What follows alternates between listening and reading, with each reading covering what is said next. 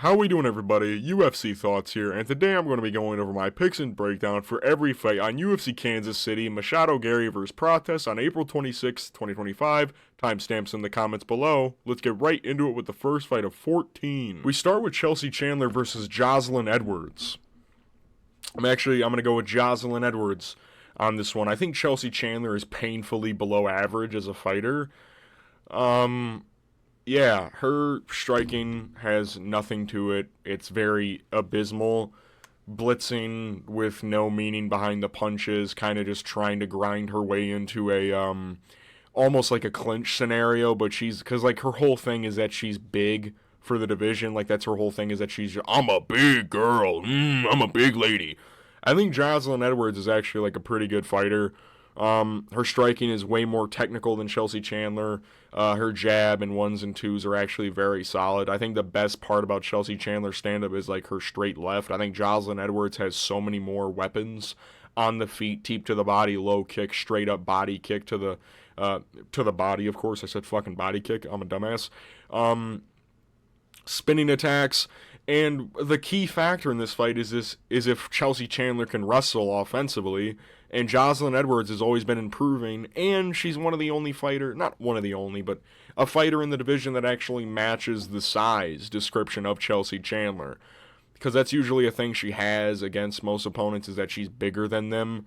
But Joselyne Edwards is actually like a very, look at the legs on Joselyne Edwards. She's got some strong legs on her, I imagine. And she's better at winning decisions.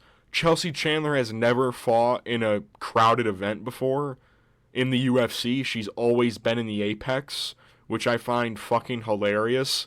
I think Joselyne Edwards is going to kickbox her face off, keep the fight at range, just outpoint her, and win a very clear 30-27 decision. Chandler is very mid. Even though she's only lost to, like, Norma Dumont and Yana Santos, like, Joselyne Edwards, I feel, while she isn't as good as those ladies, she is a, like, bad matchup for Chandler stylistically, because she's that much better of a striker than Chelsea is. Because that's usually what those ladies have. Like, Josiane Nunes is, like, a brawler. She's not really technical. And then who was the other, like, Julia Stoliarenko, like, striking-wise, she's dog shit. I think Joselyne Edwards is going to stuff takedowns and win. We move to Cuamba versus Roberto Romero. I'm going to go with Roberto Romero on this one. I had to get all, not David Martinez. What's the fucking other announcer? Joe Martinez. Roberto Romero, this fight, Roberto could definitely become a Felipe Dos Santos case scenario where he fights a really touted guy. Manel Kape was going to be fighting Kai France. That's not really the right description, because, Felipe fought fucking Manel Kape. Roberto fought David Onama, who's a guy that fought, like, a very decent prospect in his debut and did well, but not, like, ranked. Like, Chris Moutinho, but, like, actually doing shit against Sean O'Malley. That's kind of what his performance was against David Onama. Had a lot of success in round one, dwindled as the fight went on because he did take it on, like, 4 days' notice. I think it was, like, at max a week. I'm picking him because this is, again, a short notice matchup, but Roberto's actually been in a training camp the entire time. He was supposed to be fighting at 314 against Alberto Montes, which that would have been a very tough fight for him. Alberto Montes looked like a fucking monster on the Contender Series. And I'll be honest, Cuamba doesn't really impress me with anything he does. He's a very explosive, low-to-the-ground kind of kickboxer, heavy low kicks, explodes with, like, a left hook, right overhand. That's, like, his whole shebang. He'll mix in wrestling here and there. We saw that a lot in the Bellagioki performance, where he had some success with the grappling. He didn't really do much against Lucas Almeida, though. And one of the things that makes me pick Roberto Romero in this matchup is the fact that Cuamba does reside himself on the back foot. He will allow himself to lose the center of the octagon and just back up. Roberto Romero, even when tired, moves forward. And I really like that about him. He did that against David Onama. He has a crazy chin as well going into this matchup. You know, Timmy Cuamba does hit hard. I think that is something that we can respect about him. He does have some power. So does Roberto Romero. And he was eating some shots from David Onama as well, who is just better than Timmy Cuamba. I think that we can just confidently say that. Roberto has heavy low kicks, can throw those out very early in the fight, kind of walk him down, break the lead leg pressure from Timmy Cuamba, kind of back him up even more. He blitzes decently well. He doesn't like Krylov blitz at 314 where he just leaves his chin open. He pocket blitzes where he keeps his hands close to his chin, but he's just throwing hooks. And Timmy Cuamba did get dropped like 3 times against Luke Almeida. I do think that does need to be mentioned. So he might have not the greatest chin. I know Roberto got dropped by David Onama, but he ate every other shot after that. I think Roberto Romero can win this fight decently, easily. I'll go him probably by finish. He might be able to finish Timmy Cuamba in an early stoppage type thing where he drops Timmy Cuamba against the fence, maybe with like a left hook or something like that, and then follows up with some ground and pound shots to like the side of the head where he's got like a single leg position, but he just can't get back to his feet, so they just stop it. So Roberto Romero, either way, I think he wins. We move to Jaqueline Amorim versus Polyana Viana. I'm going to go with Jaqueline Amorim by first or second round submission, most likely first, maybe an armbar incoming in this fight. Polyana Viana just isn't that great, in my personal opinion. I don't really rate her as a fighter. When was the last time she fought? 2024, January. So it's been over a year since she's fought, and she got beat the shit up by Jillian Robertson. Coming off 2 really bad losses. Not bad and like she lost to bad opponents. Like Yasmin Lucindo and Jillian Robertson are actually pretty good. But her last win was in 2022. And it's usually the grappling that gets Polyana cooked in fights, is the fact that she gets taken down and controlled for a large majority of the fight, or gets ground and pound TKO'd or subbed in certain scenarios. I think Jaqueline Amorim is honestly pretty nasty post Sam Hughes. She's actually like pretty decent. 3-fight win streak, 3. She doesn't have 3 finishes in a row. She finished Corey McKenna. Is it 3 finishes? It is. She did finish Montserrat Caneo Ruiz. Yeah, I think that she's very nasty on the ground. And the thing is, she is improving as a WMMA fighter, and that's something that I do like to see. I think she just takes it more seriously than Polyana Viana at the end of the day. Polyana Viana is like a more attractive WMMA fighter, if you get what I'm saying, where she gets a following just because of her looks. People don't really care about her fighting style, which she is just like stand-up, like kind of lofty, straight shots down the middle, kind of trying to keep it at range because she is kind of like bigger kind of for strawweight, like she's like taller. And Jaqueline, the height would be a bad thing if she didn't have like weirdly long arms for her body, which is like awkward. And she's mixing in takedowns better than Vanessa Demopoulos fight, even though she cheated, was a very solid performance. I think she just subs Polyana Viana. Polyana Viana has weirdly long arms, easier to lock on to arm bars there. I think that she finds the finish. We move to Malcolm Wellmaker versus Cameron Saaiman. Man, it's been a while since we've seen Cameron. I'll go with Malcolm Wellmaker in this one. I think this actually is a very tricky fight, though. Malcolm Wellmaker had a very solid performance on the Contender Series against Bramall. What's his name? Bramhold. He TKO'd the guy. He kind of just ran. Like, Bramall kind of like left his lead hand out there too long, and Malcolm caught him over the top. I really think that this is just going to be another scenario where Cameron Saaiman, even though he's 5'8", is kind of just small for bantamweight in this scenario. Like Malcolm, he's not as dense as like Peyton or Christian Rodriguez, but he's long, rangy, has very solid striking, and he's got a good gas tank as well. He's got a decent enough gas tank. He's gone 5 rounds before. But, like, I will say Cameron's going to be a decent bit quicker than him. I think that Cameron's going to have a bit of a speed advantage here. but he doesn't use his speed in my favorite way. Cameron, he kind of has to blitz in like Dreykus. He has smaller arms for bantamweight. He kind of has to find his way in the pocket. I think that's where Malcolm Wellmaker does a lot of his some of his best hits, is when people are either cowering away and trying to counter-strike and he counters the counter, or they rush in and he tags them. Like we saw that on the Contender Series against Bromold, and then some other finishes that come to mind, like Chase Boutwell, where he was against the fence and Malcolm was just kind of teeing off on him like Peyton did against Cameron Saaiman, and he tries to throw back and Malcolm clips him with like a left hook or some shit. I think Malcolm's very dangerous. I think he has a lot of power in his hands. Cameron, this might be a fight where we see Malcolm get out grappled, possibly, by Cameron Saaiman, because Cameron does have decent wrestling. He just hasn't been able to use it as much in his two recent fights because, Christian Rodriguez and Peyton Talbot are bitches to deal with. But I will say, Cameron really hasn't beat anyone of note in the UFC yet. What is it? Manny Martinez, Steven Kozlow, and Terrence Mitchell.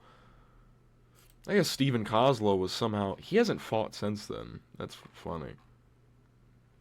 That's wild. Yeah, I don't know.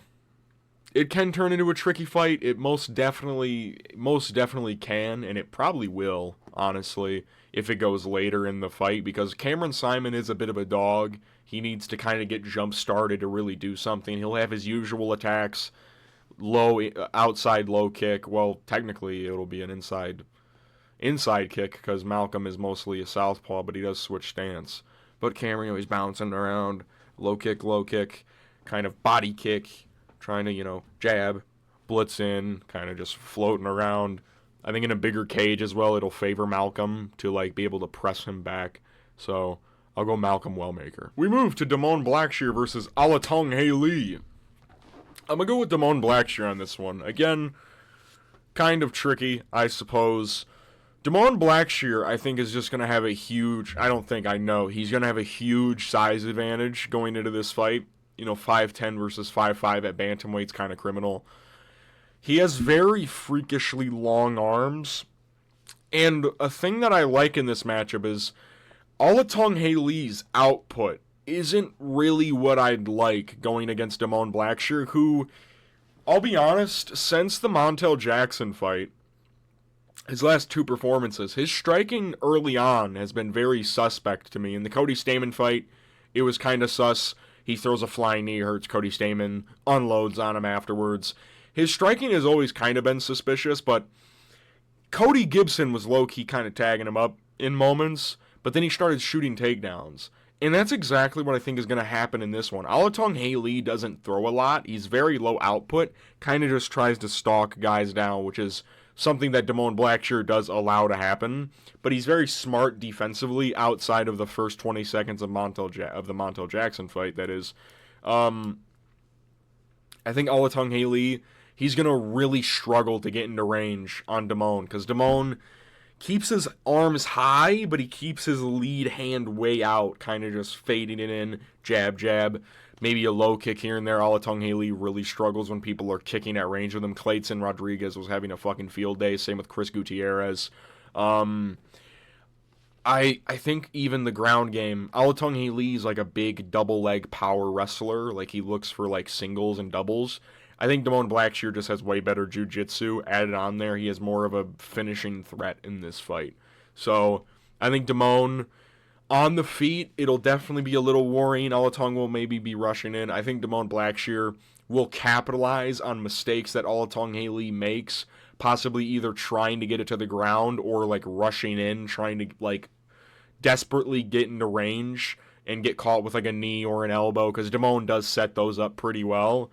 So I'll go Damone Blackshear. I mean, look at the just height and reach disadvantage in this fight for Alatengheili. It's fucking nuts for bantamweight. We move to Chris Gutierrez versus John Castañeda. I'm going to go with Chris Gutierrez. I already predicted this fight and gave a more thorough breakdown. I'm just going to kind of summarize my points from UFC 313. This fight, again, got rebooked. UFC 313, the Pehe Ankalaev card, this was supposed to happen there. It was short notice for both Chris Gutierrez was supposed to fight John Matsumoto. John Castañeda was supposed to fight 2 weeks prior. It's at featherweight. They're both bantamweights. I think that this fight, realistically, in a bigger octagon, is just going to be, unless John Castañeda can really apply his grappling and wrestling, which he might do, you know what I mean? Like, he's able to grapple with some other guys, shoot takedowns, on Daniel Santos. I believe he was shooting takedowns later in the fight because he kept hurting Daniel Santos early. But, he shoots takedowns a decent amount. He shot takedowns on Daniel Marcos, Kwang Ho Kong. I'm pretty sure he shot takedowns on Muin Gafurov as well, to be fair. His striking is very, bread and butter. He does hit hard sometimes. Like, the Daniel Santos fight, I have no idea how he didn't knock him out. Throw a leg kick. He really sets up everything with, thorough, just looking at it. Chris Gutierrez sets his up, but he feints literally everything he can. He has a lot of wasted movements, but he has decent enough cardio to be able to do that. And I really think that the experience difference is really going to play dividends here. Chris Gutierrez, he's always kind of been a guy who's just here in the UFC, but he does have a lot of solid experience. He fought Song Yadong for 5 rounds. I think that does need to be mentioned. He has fought Pedro Munoz. He has fought Frankie Edgar. He's fought other decent guys. Cody Durden is not that bad. He's actually a all-right MMA fighter. He fought Hayoni Barcelos as well. Has a win over Jimmy Flick. He fought Jimmy Flick. Tamir Valia very early in his career. He has a lot of experience. And the weakest part of his game is his, grappling, his wrestling, at least. He can get kind of manhandled sometimes. Even Quang Lee, for example, I think got some dominant positions on Chris Gutierrez, which I'm not a huge fan of, I'll be honest.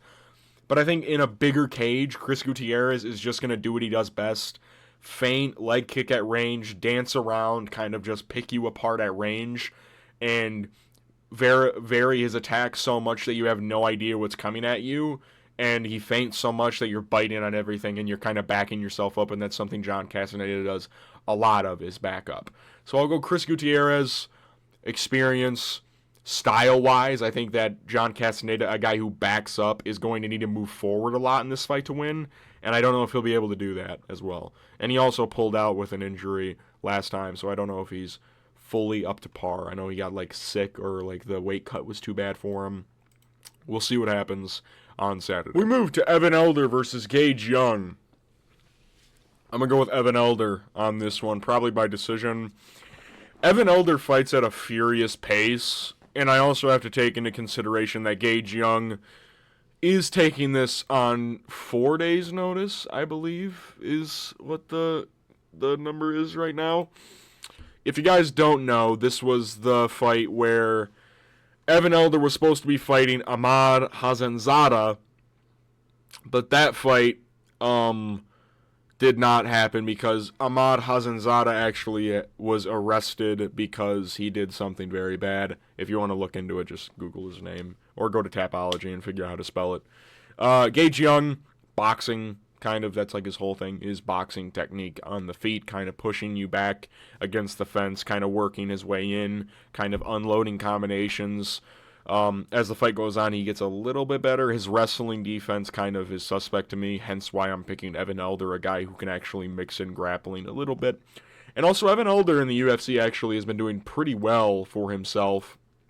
He is 2-2, but his only 2 losses are to Preston Parsons, very short notice in his debut, up a weight class, and Nazim Sadikov, which that was actually a very close fight, and it got stopped because of a cut. Since then, Genaro Valdez, he beat the shit out of him, and Darius Flowers, he beat the shit out of him for the most part. Gage Young doesn't really do much outside of boxing. He's very just hand-heavy. Evan Elder mixes in body kicks, mixes in head kicks, mixes in the clinch game and grappling. This could be a fight where Gage Young presses him back so much that Evan Elder really struggles. I think that Gage Young will gas himself out, though, if he does that, and I think that that's probably what's going to happen, and Evan Elder might be able to mix in the grappling a bit easier as the fight goes on. So, yeah, Evan Elder, he's also a big guy for lightweight, Evan Elder, and it's kind of a bitch to deal with on short notice. I think that's actually a very tough fight to get on 4 days' notice. Evan Elder, I think, is super underrated for a mixed martial artist. You know, his boxing, his kickboxing technique and the ability to mix it in very well. Throws a lead side body kick into right overhand. He hits decently hard as well. Nazim Sadikov got dropped by him. Gage Young, he kind of just gives up dominant positions as well sometimes. So I think the inexperience, short notice, grappling technique, I think Evan Elder takes it. We move to the featured prelim, Matt Schnell versus Jimmy Flick. I'm going to go with Matt Schnell. I honestly just, I refuse to pick Jimmy Flick ever. He looks like fucking Justin Herron, if you guys know that guy on Twitter, the cokehead guy, the crackhead. He legit looks like a crackhead in the octagon. He's very jittery on the feet. His stance is really wide. He throws a lot of kicks. His boxing is, horrific, honestly, I'll be honest with you. And a lot of people are picking Jimmy Flick, if I'm being, I see a lot of people picking him. Because Matt Schnell, of course, is known for having the weakest chin at flyweight. I'm going to bring up a stat. Jimmy Flick has actually been KO'd 6 times at flyweight. More than Matt Schnell. Jimmy Flick has also never knocked out anybody. He's a very big submission threat, which Matt Schnell is coming off a submission loss. I do need to bring that up to Cody Durden. But in that fight, Matt Schnell's very fast. He's going to be a lot quicker than Jimmy Flick with the boxing, and Jimmy Flick gives up sometimes. Matt Schnell, when he gets TKO'd, he gets TKO'd. Jimmy Flick legit will just give up in fights. He will just, surrender position and allow himself to get TKO'd. He gets hurt easily. I'm saying that Matt Schnell doesn't, but Matt Schnell's chin actually did look a little hydrated last time out. I know it was at bantamweight, but still. Jimmy Flick is just terrible. I can't pick this fucking guy. If he wins, I'm genuinely going to be so mad because he's not good at all. He's terrible. He's legit awful at fighting. Nate Maness is trash, and he looked like dog shit against Nate Maness outside of a couple good body kicks. That's about it. I'll go Matt Schnell by finish. Fuck Jimmy Flick. We move to the start of the main card. Ikram Aliskerov versus André Muniz. I'm going to go with Ikram Aliskerov by TKO. I think Ikram is a terrible matchup for André Muniz, especially coming off such a huge layoff. André Muniz didn't fight at all in 2024. He actually wasn't even booked. Oh, no, he was. Ikram in June, but he pulled out. That was when Ikram had to fight Robert Whittaker. And then Ikram again in Saudi. When Adesanya Imavov, of course. This fight, I genuinely believe Ikram is just better than André Muniz. André Muniz, he's kind of just he's got great Brazilian jiu-jitsu. I don't think anyone can attest that he doesn't. He has a lot of submission wins, of course. The Jacare win is what put him over the hill. In the UFC, he's armbarring, inverted armbar. He armbars Eric Anders. Has kind of a smudge grapple against Uriah Hall. And then he gets beat by Brendan Allen. That's not too bad. But then getting TKO'd by Paul Craig. That's where I'm not a huge fan. Paul Craig has 4 TKO wins on his record. And André Muniz has actually been KO'd 5 times in his career. I know Ikram's 2 losses are both KOs. Those are to Khamzat Chimaev and Robert Whittaker. And in this fight, André Muniz's best way to win is the grappling. Ikram Aliskerov actually has a very great wrestling base. If you look back at the Chimaev fight, dude, he actually was defending every takedown. He's got crazy takedown defense. He's a very strong, solid guy. On the feet, André, kind of slower, telegraphed, straight punches, throw some head kicks here and there, will throw some low kicks. I think Ikram's going to counter him very easily and defend the takedowns and end up finding his chin. And André Muniz's gas tank does not impress me whatsoever in the slightest. I believe, has Ikram ever gone 5 rounds? I really hope he has. I don't think he has. He's been scheduled but never actually fought 5 rounds. Phil Hawes, that was like, Phil Hawes was landing. Phil Hawes is always a big, like, what if his chin was actually good. Warley Alves didn't take any damage in that fight, chinned him very easily. Robert Whittaker landed, like, a couple shots on Robert, and then ended up throwing the same combination, kind of Yair Rodriguezing himself, and ended up getting caught. Ikram, he's just powerful, man. Powerful, great takedown defense. Andre Muniz just doesn't have the striking ability to win this fight, in my opinion, and his grappling and wrestling is going to get, like, canceled out by Ikram. So, Ikram Aliskerov, first or second round TKO. We move to Randy Brown versus Nicolas Dalby. I'll go Randy Brown on this one. This could turn into a Nicolas Dalby come from behind victory, like a lot of his wins are, because Nicolas Dalby is good. He's got a very weird ability to just win fights and weather storms and kind of just come on late, power through adversity. I think Randy Brown's too sharp, too big, too long as well, and too young. Nicolas Dalby is going to be 41 years old this year. He's 40 right now. He hasn't fought in almost a year, and I believe Nicolas, he actually suffered an injury, right? Because he was supposed to fight Elizio Zaleski recently, and he pulled out, I believe. Did he get injured? Yeah, Dalby withdrew, so I don't know if that was an injury or possibly another issue, but, I don't like that. I'm not a huge fan of that at all. And Randy Brown, coming off a loss, that was a very competitive fight with Brian Battle, and, like, seeing stuff like that makes me think that Dalby could be a good pick. Because, like, Nicolas can press against the fence very well. It's going to be a bigger cage, and Nicolas is just kind of doing his dumb breathing routine and kind of just, like, huffing and puffing. Randy Brown going up against guys like this, I think, does actually very well. Guys who try to force their way in by kind of just, like, ducking and dodging. Randy, he knocked out Muslim Salikov. That win's actually aging pretty well recently, which I'm not I can't believe Muslim Salikov's actually fucking, like, I'm just like, I can't fucking believe this, that, like, he's good.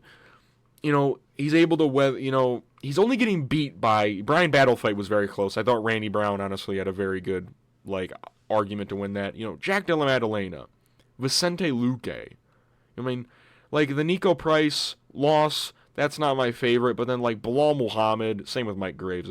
Mike Graves was 5-0 when Mike Graves, what the fuck happened to this dude? Why did this guy get cut?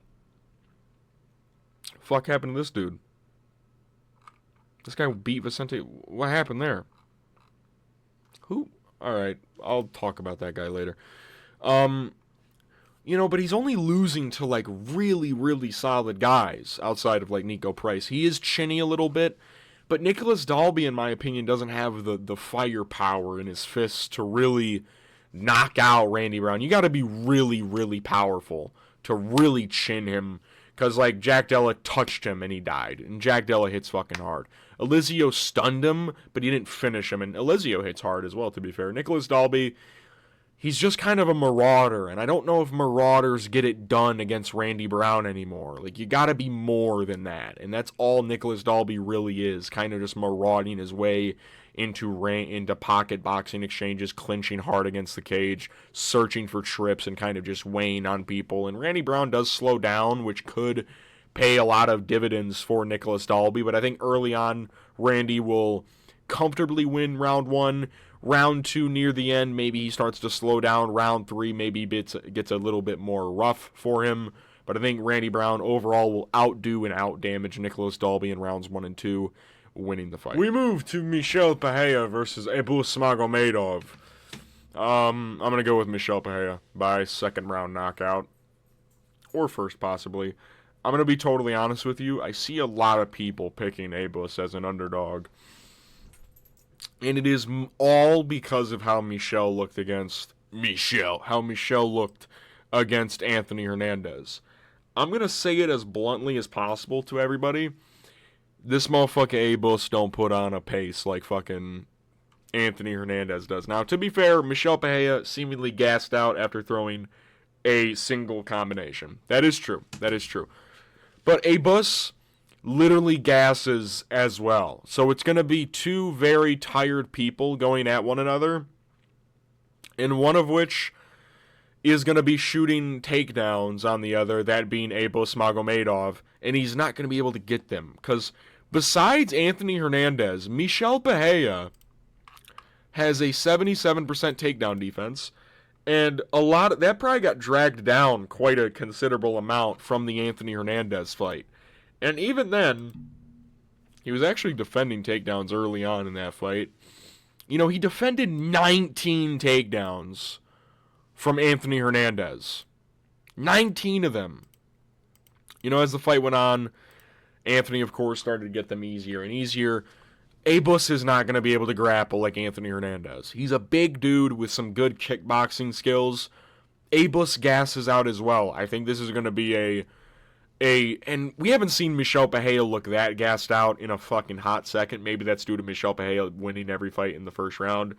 That should be a big lesson for Michel Pereira, that he needs to work on his cardio again. He needs to. He's going to look sharp in this fight. Abus is going to be throwing his jab, left hook on the offbeat. Teeps to the body, of course, front kicks. Michel Pereira is going to catch him and going to chin him. I can see it already. Abus Magomedov, like, I'm not forgetting, like, he got clipped by Bruno Ferreira. I know Bruno Ferreira hits hard. He almost got finished by Bruno Ferreira, who's a legit midget. He is a midget. You know, Sean Strickland finished him. Sean Strickland doesn't finish anybody. That's how tired Abus was. I know he's gotten better since then, but he still gasses out. He gassed out against Warlley Alves. It's just Warlley Alves was old and fat, so he was able to take him down easily. Like, I'm not forgetting this shit. Abus Magomedov, listen, it works against lower-level comp. He's going to get caught against Michel Pereira and put out. I can see it already. He's gonna probably, honestly, I think Abus might do enough to sway the first round to his way if Michel Pereira doesn't finish him there. In the second round, they're both going to be kind of, you know, huffing and puffing, keeping their hands a little lower. Michel is going to charge in and tag him and knock him out. I can already see it. If he doesn't do it in the first, which I think he might do it in the first, I don't know. I think Abus Magomedov's defensive mechanics are very faulty, in my opinion. And Michel Pereira has a death touch. He almost finished Anthony Hernandez in the first round. I know that's not like a big, like, accomplishment. I think a lot of people come close to finishing him.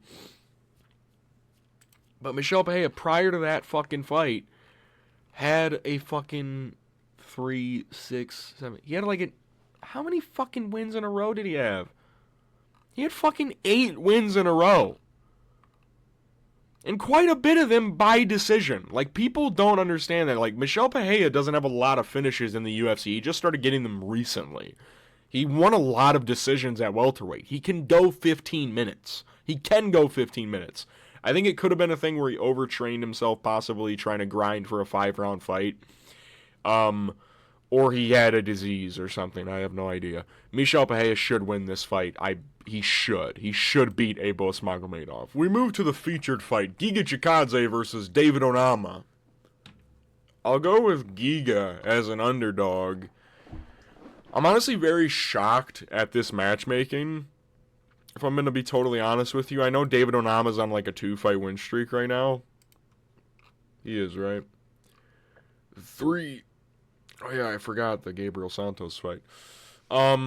He's on a 3-fight win streak. It's just kind of weird seeing him fight for a ranking slot after fighting Roberto Romero in a quite competitive fight. I personally, just from what I've heard about David Onama, from what I've heard, he doesn't take MMA too seriously. He shows up late to practice. This has always been a kind of a thing about David Onama. I think it was after the Nate Landwehr fight. A lot of people, I forget who said it. Was it Krause? Was it James Krause? That was like, David Onama doesn't show up to training or whatever. He's a very powerful guy. Very powerful. He's one of these dudes who needs to build into a fight. I don't like that against Giga Chikadze early on. Giga's very dangerous early on. And he can also has fight finishing potential even later in the rounds. David Onama early in fights is kind of shit. I'll be honest with you. Like, earlier in fights, besides, like, the Benitez performance where he chinned him in the first round. Dude, he hits hard Nate Land where he dropped him in the first round. Dude, Gabriel Santos was giving him fucking hands in that first round. And a lot of the second. Dude, Gabriel Santos was beating the shit out of David Onama. Jonathan Pierce, that was a competitive fucking fight. And I don't like that. Jonathan Pierce is not that good. Like, in hindsight, he's not that great of a... And, dude, Roberto Romero is mid. Like, he is mid. And if he loses to fucking... Who's Roberto Romero even fighting? I already forgot who he's fighting on this card. Yeah, Timmy Cuamba. Timothy Cuamba. I think on the feet, Giga Chikadze is just too dynamic for David Onama. He's got too many different weapons to use. He's got too many head kicks, too many side kicks to the face, crescent kicks, leg kicks, body kicks. David Onama, very, like, stand-up right position and kind of just, like, wades. His defensive mechanics piss me off. I think Giga's going to tag him up earlier in the rounds. I think he'll win rounds 1 and 2. I think he'll drop David Onama in round 1, I'll be honest with you. David Onama has crazy power. But it's one of those things where he's a fighter that doesn't set it up in the best of ways. He kind of just, like, if he lands, he lands. Cool, you're dead. But, like, for the most part, he's going to be whiffing, okay? Unless you're a stationary target, which Giga Chikadze is most definitely not. Like, Roberto Romero, he was getting hit a lot because he's kind of like a stationary guy, especially as the fight went on. Giga Chikadze moves laterally very well. And I just don't know if David Onama is on the level of fucking Arnold Allen or Calvin Kattar even. Like, he's kind of like... He kind of gets lucky, honestly. Like, he was getting his ass whooped by Gabriel Santos until the uppercut. And then Jonathan Pierce, that was a very close fight. That was a lot of grappling, though. I don't know. I don't think David Onama takes it seriously enough to beat a Giga Chikadze.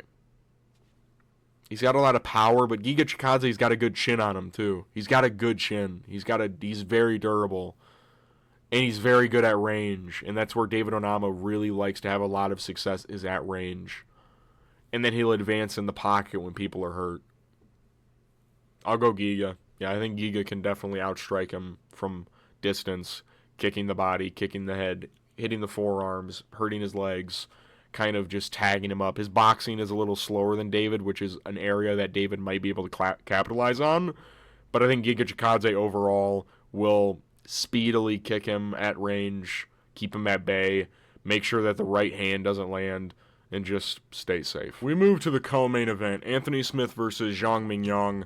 I'm going to go with Zhang Mingyang on this one. I think Zhang is going to TKO Anthony Smith in the first or second round. Dude, Anthony Smith, he almost looks fucking geriatric out there, man. I think this fight's going to end really fucking bad, I'll be honest with you.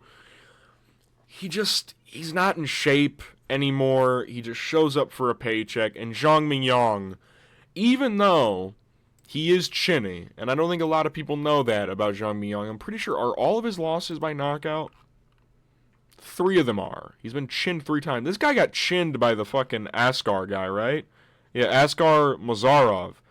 You remember that dude that, like, faked his record to get into the UFC? The Ukrainian guy? Yeah, he got chinned by that dude, and, like, yeah. That's fucking disgusting.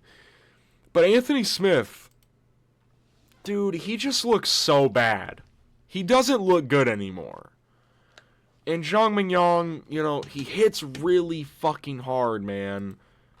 You know, he's got fucking 12 wins by knockout. He's got 100% finish rate. Anthony Smith, he tries too hard to be technical now that he kind of just, like, he leaves his lead hand out there, feinting. Attack the knee. Dude, Zhang is going to tag him up. Anthony Smith is too slow. Brennan Yabero was tagging up Zhang Mingyang in, like, the first 20 seconds of their fight. After that, Zhang figured out the timing and then knocked him out. Ozzy Diaz is shit. Ozzy Diaz is terrible. But he's coming off a win now, and Zhang put him down with a singular step-in elbow and then just, like, finished him. Anthony Smith, he never goes, like, out when he gets TKO'd, because he's been TKO'd, 9 times? 11 times, dude. Like, come on. He's taken so much damage in his career now that it's like, it's impossible to pick him against a guy that hits as hard as Zhang Mingyang. You know what I mean? Like, it's, like, if he beats Zhang Mingyang in his and he's also retiring, and it's never that good when a fighter going into a fight is like, yeah, this is for sure going to be my last one. This is my last one. I'm going to put everything in his training camp. No, you're not, buddy. You're going to retire after getting TKO'd in the first round. Deal with it. Zhang Mingyang, he's got very good boxing. Anthony Smith, at this point in his career, doesn't even really throw strikes anymore. He kind of just, like, allows stuff to happen to him. And he's like, punch me. Punch me in the face. Punch me in the face. See what happens, bro. See what happens, bro.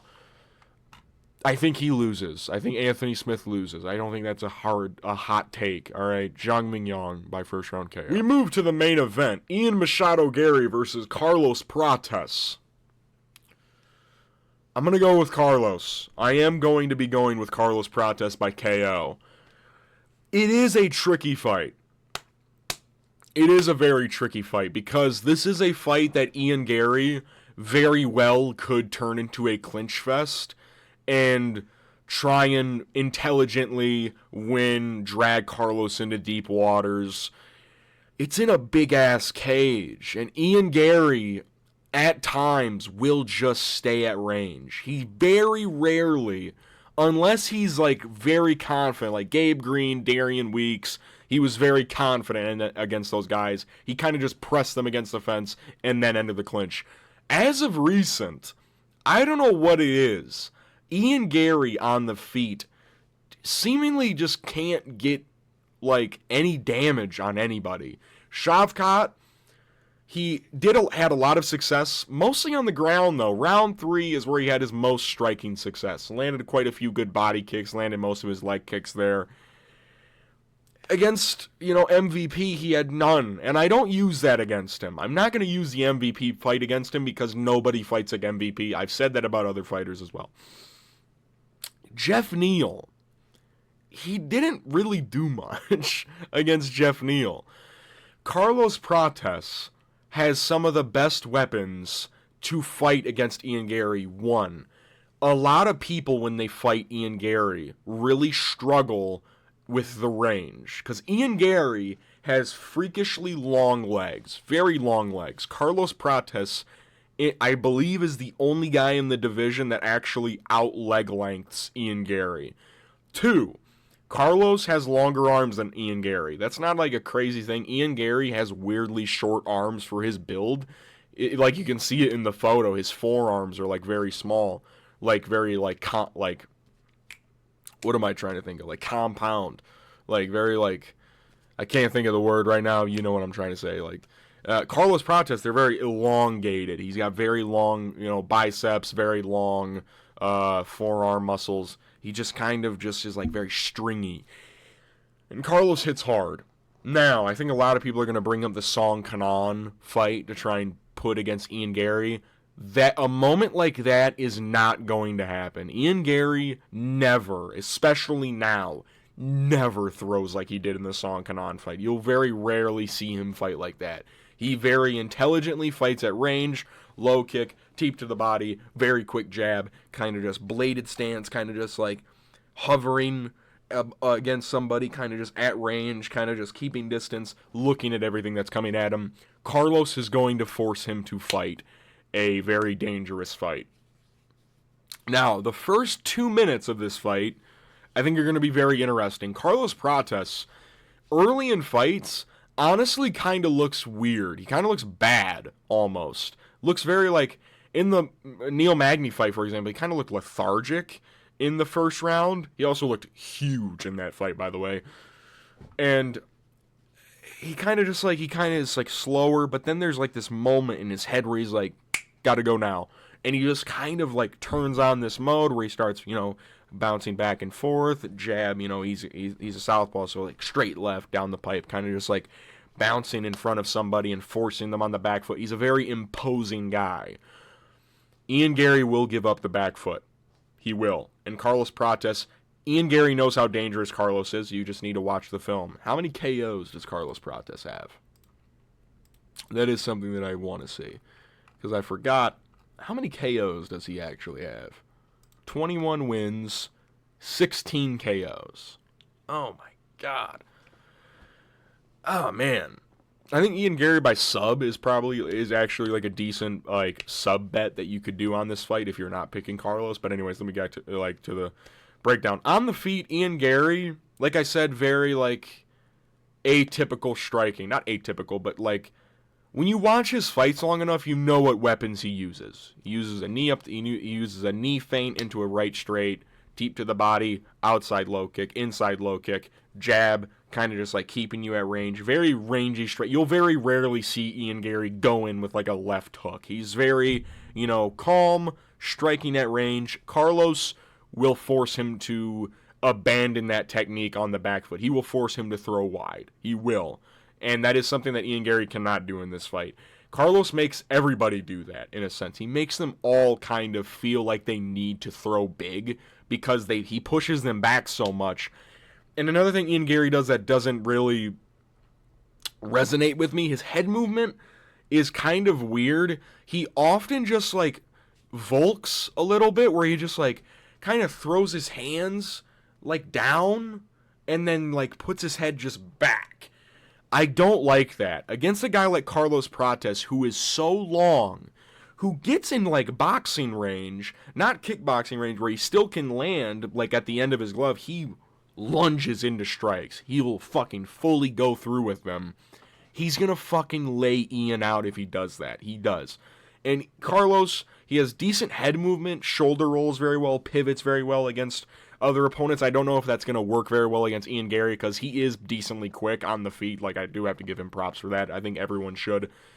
Carlos, low kick, he's got very powerful knees. He hand fights very well against Ian Garry, a guy that leaves his lead hand out the way that he does.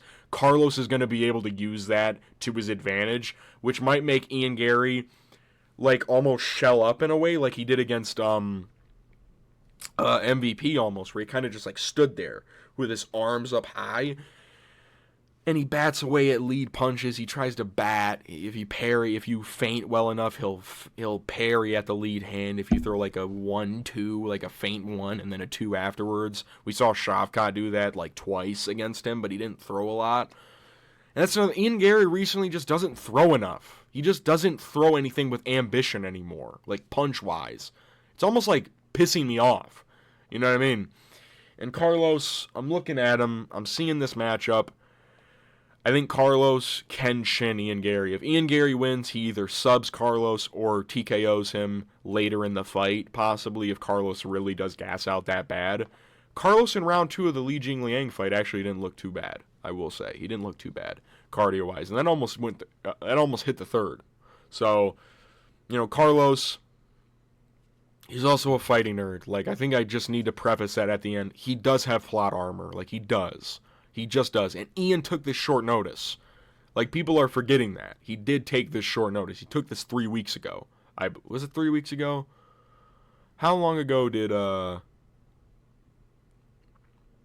when did this was 3 weeks ago, right? Or 4 weeks ago, maybe? He didn't have a full training camp for Carlos. He didn't even have a fight booked. So he's just fighting some dude, which this is a different stylistic match for Carlos. But he's still fighting a striker first, who can grapple somewhat. Like, Jeff Neal can somewhat wrestle. So, I'll go Carlos Prates, first or second round knockout. This is probably my longest breakdown I've ever done. Holy shit. But, yeah, I think Carlos can get it done. If Ian Garry gets it done, that's a huge win for him. If Carlos wins, it's a huge win for him.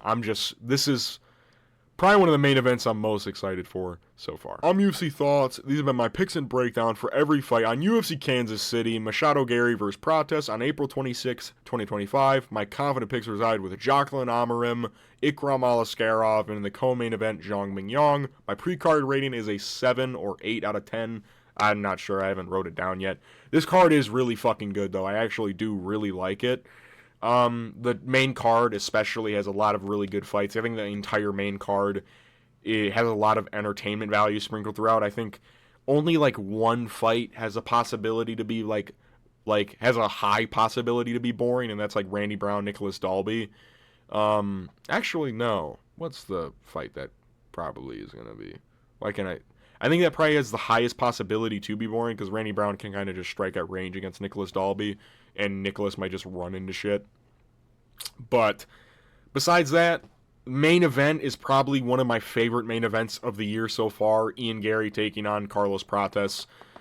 Is Carlos really a top 10 contender? Is Ian Garry back in the mix? You know what I mean? He just fought Shavkat Rakhmonov short notice. He's a fucking... Ian Garry's a badass. He's low-key a fucking badass. So, yeah, I'm very excited for this fight. Fights are back on. Let's fucking go. Next week, of course, we have fucking Des Moines with Sanhagen Figueiredo, another badass main event. Yeah. I'll see you guys after the fights. Peace.